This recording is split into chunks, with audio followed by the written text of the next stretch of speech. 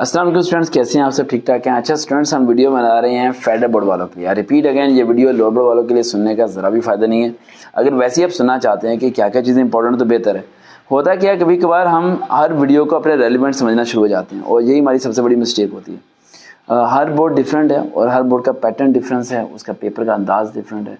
जैसे कि अभी आपने केमिस्ट्री की बातें सुनी और उसे आप अप्लाई करोगे तो आपके नंबर कम आएंगे, वो आपने अप्लाई नहीं करनी। वो आपके केमिस्ट्री का पेपर का पैटर्न ही अलग है, समझिए। आपके शॉर्ट क्वेश्चन के लिखने का तरीका ही अलग है, वहाँ पे फेडर बोर्ड में और लोअर बोर्ड का तरीका अलग है, तो दोनों में फ़र्क है। तो इन्हें कभी भी हम लोग इकट्ठा नहीं करना चाहिए। ये इकट्ठा करने की वजह से बच्चे जो है ना डिस्टर्ब हो जाते हैं। हम फिजिक्स पंजाब का जो टेक्स्ट बुक है कंपल्सरी, यही बुक जो सी लगवाई गई है फेडर बोर्ड वालों को। फिजिक्स यही लगवाई है, लेकिन जो केमिस्ट्री है वो फेडर बोर्ड वालों की चेंज होती है, ठीक है। तो अब फेडर बोर्ड का जो पेपर आता है वो किस टाइप का आता है, कितने एमसीक्यूज होते हैं, पहले आपको उसके बारे में पता चलना चाहिए। सबसे पहला पॉइंट, फेडर बोर्ड के अंदर आपने क्वेश्चन के आंसर जो है, शॉर्ट क्वेश्चन, आप चाहे एक लाइन का क्या एक अल्फाज भी अगर लिखते हैं और वो अगर एक्यूरेट है तो आपको पूरे नंबर मिलेंगे। फेडर बोर्ड में 3, 4, 5 लाइनें लिखने का कोई फर्क नहीं पड़ता। लोअर बोर्ड में 3 से ऊपर लाइनें लिखना लाजमी है, 3 से कम लाइनें लिखेंगे चेक नहीं करेगा। फेडर बोर्ड में उसने फेडर बोर्ड में क्वेश्चन दे दिया डिफाइन आइसोटोप्स, और ये आइसोटोप का जवाब लिख देता है in isotope the same atomic number but different mass number. इसके पूरे नंबर मिलेंगे, चाहे ये लाइन एक लाइन में ही एक पूरी बात एक लाइन में आ गई है, इसे पूरे नंबर मिलेंगे। वो जरा भी ये नहीं कहेगा कि इसने ये क्यों लिखा isotope is isotope taken in the book of the chemistry, isotope starting with the I's and ending with the S, when we are calling the isotope then its pronunciation is isotopes. ये lower board में जाता है कि वो अभी isotope को बता रहा नहीं है, लेकिन वो 3 लाइनों को पूरा कर रहा है। और चेकर के क्यों, अगर आपने एक लाइन लिखा है आंसर ठीक है, चेकर लोअर बोर्ड का एक लाइन लिखिए, इतना थोड़ा क्रॉस, इतना थोड़ा, मतलब खाना के लिए थोड़ी दे रहा है, मतलब चेक करें, इतना थोड़ा पढ़ता ही नहीं है, थोड़े को देखे पढ़ता ही नहीं है। आपकी शीटें देखेंगे ना आप, दो शीटें भरी हैं लोअर बोर्ड में, चेक ही नहीं करेगा, फेल कर देगा क्योंकि इतना थोड़ा। आपने भरा होगा ना दोस्तों, साथ बीवी को देखा, देख इसे कहते हैं ज़हीन, क्या सारा गलत लिखा, ज़हीन देख ये देख दस्ता भरा हुआ दस्ता। तो फेडर बोर्ड में ऐसे नहीं है भाई। फेडर बोर्ड में जस्ट कॉन्सेप्चुअली एक्यूरेट आंसर लिखेंगे तो आपके नंबर आएंगे, अगर एक्यूरेट आंसर नहीं लिखेंगे तो नंबर नहीं आएंगे। मैंने फेडर बोर्ड से पढ़ा, फेडर बोर्ड से वही बच्चे ज़्यादा नंबर ले सकते हैं जिनके कॉन्सेप्ट्स क्लियर हैं। अगर आपके कॉन्सेप्ट्स क्लियर नहीं है तो फेडर बोर्ड को स्किप करें और you have to join any other board. और फेडर बोर्ड में बेइंतहा बच्चे फेल होते हैं, और फेल होने की वजह ये होती है कि वो 7वीं क्लास तक लोअर बोर्ड के स्कूल में पढ़े होते हैं, लोअर बोर्ड के पैटर्न से पढ़े होते हैं, और वो एकदम फेडर बोर्ड में चले जाते हैं और फेडर बोर्ड की स्टडी में वो लोअर बोर्ड के रूल्स को अप्लाई करते हैं, जिसकी वजह से डिस्टर्ब होती है। और बहुत ज़्यादा बच्चे ऐसे भी हैं जो कि मैट्रिक के बाद फेडर बोर्ड के कॉलेज को ज्वाइन करते हैं। ये भी गलती ना किया करें। आपको जो पैटर्न है उसके मुताबिक आपने हिलना नहीं है। लोअर बोर्ड चल रहा है तो आगे इंटर में भी लोअर बोर्ड ही लेके चलें, फेडर में ना, फेडर बोर्ड वाले भी लोअर बोर्ड में ना आए, अपने अपने रास्ते अलग अलग रखो। अब आते हैं फिजिक्स की तरफ। सबसे पहला पॉइंट, फिजिक्स के फेडर बोर्ड वालों को हर बुक के अंदर ये छोटे छोटे नजर आएंगे, सम प्रीफिक्सेस, ठीक है, मोर इन्फॉर्मेशन, ठीक है। ये देखें इस तरह का टेबल नजर आएगा, इस तरह के आपको नजर आएंगे। बहुत अच्छा बच्चा इसने लगाया हुआ है, ठीक है, इसने लगाया, ये पता नहीं किसी और ने लगा के दिया होगा, ठीक है, खुद तो नहीं लगाया ना, इसकी तुमने लगाया था, जिससे खरीदी थी उसने लगाया होगा। बेटा ये नहीं लगा सकता, मुझे इस पर यकीन ही नहीं है ये लगा सकता। 6 महीने हो गए पढ़ाते हुए। ये तो इसके दोस्त ने ऐसे बताया कि फिजिक्स की बुक है, मैंने ऐसे ये भी नहीं पता था ये फिजिक्स की बुक है। इस तरह करके छोटे छोटे दिए जाते हैं, ठीक है, इस तरह के, यानी कि मोर इन्फॉर्मेशन जो आपके दिए होते हैं कॉर्नर्स पे, बाउंड्रीज पे मोर इन्फॉर्मेशन दिए होंगे, या येलो कलर में जितनी चीज़ें दी होंगी उन्हें हमने पढ़ना है। सारे एमसीक्यूज वहाँ से आने, सारे खेरे एमसीक्यूज, एक्सरसाइज वाले एमसीक्यूज पढ़ लेना, उस वहाँ से माइनर आएंगे, लेकिन सारे एमसीक्यूज यहाँ से आएंगे। अब आते हैं आपके शॉर्ट क्वेश्चन की तरफ। शॉर्ट क्वेश्चन कहाँ से आएंगे? फेडर बोर्ड के अंदर शॉर्ट क्वेश्चन ये नहीं आते, define linear motion. Federal board में शॉर्ट क्वेश्चन आएंगे, write any example of the linear motion. अब आंसर क्या लिखोगे? Aeroplane flying straight in air and objects falling vertically down is called a linear motion. यानी इस डेफिनेशन के नीचे जो लाइनें लिखी है ना, उसे आपने पढ़ के जाना है थॉरली।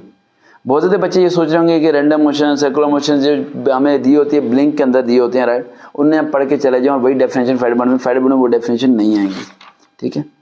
फेडर बोर्ड में नीचे वाली चीज़ों का वो प्रॉब्लम स्टडी करके जाना पड़ेगा। उसके बाद हम आ जाते हैं आपके फेडर बोर्ड में न्यूमेरिकल्स के पॉइंट ऑफ व्यू। न्यूमेरिकल्स आपके एक्सरसाइज से आने हैं, एग्जाम्पल से न्यूमेरिकल शायद 1-2 आए, एक भी ना आए शायद, लेकिन सारे वहाँ से आएंगे। अच्छा, फेडर बोर्ड में जो न्यूमेरिकल दिया जाता है वो न्यूमेरिकल, अगर आपका न्यूमेरिकल दे दिया चैप्टर 5 ग्रेविटेशन से, ठीक है, तो आपका लॉन्ग क्वेश्चन में चैप्टर 5 से ही होगा। समझ आ रही मेरी बात? लो बोर्ड में न्यूमेरिकल कहीं का दे देते हैं और क्वेश्चन कहीं का दे देते हैं, समझ आ रही है? लो बोर्ड में क्या है, न्यूमेरिकल दे दिया चैप्टर 6 का और लॉन्ग क्वेश्चन दे दिया चैप्टर नंबर 2 का। फेड बोर्ड में क्वेश्चंस रेलिवेंट न्यूमेरिकल देंगे वो आपको, और अगर आपको न्यूमेरिकल नहीं आता तो लॉन्ग क्वेश्चन को हल करते हुए आपके दिन में उस लॉन्ग क्वेश्चन के चैप्टर के बारे में कुछ फॉर्मुलेज आएंगे माइंड में, उन्हीं फॉर्मुलेज को उस न्यूमेरिकल में यूज करना, तो वो न्यूमेरिकल ऑटोमेटिक सॉल्व हो जाएगा। नहीं भी सॉल्व हो तो नियरेस्ट आप पहुंच ही जाओगे। अच्छा, उसके बाद हम आते हैं इसके लॉन्ग क्वेश्चन की तरफ कि इसके लॉन्ग क्वेश्चन हमें कहाँ से करने चाहिए। इसके लॉन्ग क्वेश्चन मैक्सिमम सारे एक्सरसाइज से आते हैं, तो एक्सरसाइज से जितने लॉन्ग क्वेश्चन है वो रिवाइज करने चाहिए हैं। अब बात को क्लोज करते हुए हम चलते हैं नालायक बच्चों के पॉइंट ऑफ व्यू से। वो बच्चे जिन्होंने से पास होना है और ज़्यादा नंबर नहीं लेने, उनके चैप्टर बता देता हूँ। फेडरल बोर्ड के मतलब है, ये लोअर बोर्ड के मतलब नहीं है। लोअर बोर्ड वाले इसे फॉलो ना करें, मैं बार बार रिपीट कर रहा हूँ, ये नो कि आप इस पर अप्लाई करें। चैप्टर नंबर 3, चैप्टर नंबर 5 और चैप्टर नंबर 8, 3, 5 और 8। 3 है डायनेमिक्स, 5 है ग्रेविटेशन और 8 है thermal properties of the matter. ये 3 चैप्टर मुकम्मल कर लें, लॉन्ग क्वेश्चन कहीं ना कहीं आपके हो जाएंगे, जो बच्चों ने सिर्फ एक ही दिन पढ़ के नंबर लेने हैं। बाकी वो बच्चे जिन्होंने अच्छे नंबर लेना चाहते हैं वो लॉन्ग क्वेश्चन के अंदर 4 हेडिंग्स देंगे, ये लिख लेना पॉइंट। कितनी हेडिंग देंगे? 4। मैंने अभी तो आप लोग लोअर बोर्ड की वीडियोस भी सुन रहे होंगे साथ साथ, राइट? तो दोनों को कंपैरिजन कर रहे होंगे, तो मैं बीच में थोड़ा कंपैरिजन कर दूं।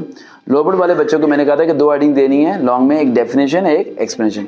फेडरल वालों ने देनी है 4 हेडिंग, लेकिन चौथी हेडिंग में फेडरल वालों से कहूँगा कि मत दीजिएगा, क्योंकि वो आपसे अभी कवर नहीं होनी। और अगर वो आप चौथी हेडिंग देना चाहते हैं तो उसके लिए आप किसी टीचर के पास आपको जाना पड़ेगा, 3 महीने प्रैक्टिस करनी पड़ेगी और फिर जाके आप 4th हेडिंग देने के काबिल हो जाएंगे। तो 4th हेडिंग जो मैं बोल दूंगा आपको, लेकिन उसे आपने अप्लाई करने की कोशिश नहीं करनी, ठीक है? अभी आपने दिल भी चाहे तो अप्लाई नहीं करना। पहली आपने देनी है इंट्रोडक्शन हेडिंग, इंट्रोडक्शन लिखें, INTRODUCTION इंट्रोडक्शन। दूसरी हेडिंग आप देंगे डेफिनेशन, क्या देंगे? डेफिनेशन। और तीसरी हेडिंग आप देंगे एक्सप्लेनेशन। और चौथी हेडिंग जो आपको नहीं देनी, लेकिन अगर कोई बच्चा ग्रिप रखता है, स्ट्रॉन्ग ग्रिप स्टडी में, तो वो दे वरना ना दे, मैं देता था, राइट? Conclusion, CONCLUSION conclusion. जो बच्चा फेडरल बोर्ड वाला ये 4 हेडिंग्स लॉन्ग क्वेश्चन में दे देगा उसके पूरे नंबर, लेकिन आप कोशिश करें आप 3 ही हेडिंग दें, 4 ना दें। अच्छा, 3 हेडिंग जब आपने देनी है, इंट्रोडक्शन जब आपने देना है, तो इंट्रोडक्शन में आपने, अगर आपको पता है कि वो क्वेश्चन कौन से चैप्टर से लिया गया, तो काइंडली चैप्टर का नाम भी लिख दें कि this question is taken from this chapter. Chapter name लिखें, वी आर स्टडिंग अबाउट, जिससे हम बुक में नहीं लिखा होता now we are going to study about this as we have already studied this point and previous chapter number 3, बताते हैं ना कि चैप्टर 3 में भी हमने ये पढ़ा था। इस तरह करके आप उसे 2-3 लाइनों का इंट्रोडक्शन बना दें। फिर आप डेफिनेशन लिखेंगे मार्कर से, इन्वर्टेड कॉमा देंगे। देन एक्सप्लेनेशन जब आप देंगे तो उसमें आपकी डेरिवेशन आएगी, जैसे कि M1 V1 M2 V2 जो करते हैं ना, कल परसों आप कर रहे थे, वो सारी किसमें आएंगी? एक्सप्लेनेशन में आएगी। सपोज कर लेते हैं एक वो सवाल लेते हैं जिसमें इंट्रोडक्शन नहीं बनता, जैसे कि कल आपने मुझे टेस्ट दिया था मैथ्स ऑफ द अर्थ, है ना? मैं से कुछ दिन पहले दिया ना मैथ्स ऑफ द अर्थ का test. Maths of the earth में इंट्रोडक्शन नहीं बनता, कैसे बनाएंगे? थोड़ा सा बता दें। वैसे वो कौन से चैप्टर से लिया था हमने? 5 का नाम क्या था? लॉ ऑफ दी, हाँ जी, लिखेंगे ना, this question is taken from the chapter 5 which is the law of the gravitation and we are. फिर ग्रेविटेशन के बारे में 2-3 लाइनें लिख देनी है। फिर उसके बाद डेफिनेशन, डेफिनेशन में मैथ्स ऑफ द अर्थ की डेफिनेशन आ जाएगी। डेफिनेशन आ जाने के बाद एक्सप्लेनेशन करेंगे, एक्सप्लेनेशन में उसी डेफिनेशन को थोड़ा सा दोबारा से क्या करना है? एक्सप्लेन। देन उसके बाद सारी क्या करें? डेरिवेशन पेन से करनी है। पेन के बाद जो नीचे आप वैल्यू पुट करेंगे, वो वैल्यू से किससे पुट करनी है? मार्क से पुट करनी है। देन आंसर भी किससे लिखना है? मार्क से लिखना है। देन उस पर एक डब्बा बना देना है। और कंक्लूजन मत कीजिएगा आप में से कोई भी, क्योंकि वो अभी आपसे होना नहीं है। अब सोच रहे हैं कि मैं आपको बताऊं कि कंक्लूजन होता क्या है, इसे लिखते कैसे हैं और ये लिखने से नंबर ज़्यादा क्यों आते हैं, तो इस पर हम किसी और दिन बात करेंगे, ठीक है? ये लंबी बात है। अब आते हैं हम कुछ पॉइंट की तरफ। वो बच्चों को मैंने ये नहीं बताया कि लाइक बच्चे कौन कौन से चैप्टर याद करें, है ना? वो रह गया था हमारा। लिख लें चैप्टर नंबर 2, 3, 4, 5, 6, 7, 8, 9 और 1। बस ये चैप्टर आप लोग याद कर लें, लाइक बच्चे, राइट? और उनकी उम्मीद करता हूँ कि पूरे नंबर आएंगे। और इसके अलावा कुछ भी ना याद करें, सिर्फ जो चैप्टर मैंने बताए हैं लाइक बच्चों के लिए, इन चीज़ों पर फोकस करें और इंशाल्लाह उम्मीद पूरी है कि आपके नंबर अच्छे आएंगे। अल्लाह हाफिज़।